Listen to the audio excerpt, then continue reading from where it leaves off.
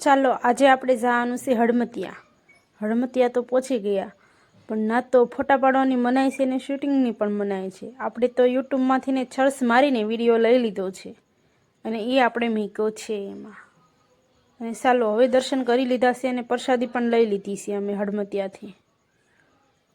અમે પોગી ગયા છીએ કરાળના મેલડીમાં. એ પ્રિયાંશીબેન ડંકો વગાડે છે. અંબી એકતા નથી પણ એના પપ્પા એને ઉછી કરીને ડંકો વગડાવે છે. દર્શન કરી લીધા છે. દર્શન કરીને અગરબત્તી કરી અને ફરીવાર દર્શન કરી લીધા છે. અને દર્શન કરીને થોડીવાર અમે બેસી ગયા ત્યાં પ્રિયાંશીબેન રમવા માંડ્યા, નિત્યાબેન રમવા માંડ્યા અને થોડીવાર બેસીને ફોટા પાડ્યા. અમે ફોટા પાડીને બધે વિડીયો ઉતાર્યો. અહીંનું લોકેશન જો કેવું મસ્ત છે, સરસ મજાનું છે. અમારે ઘરે જવાનો ટાઈમ થઈ ગયો છે. હવે અમે જાવીશું ઘરે.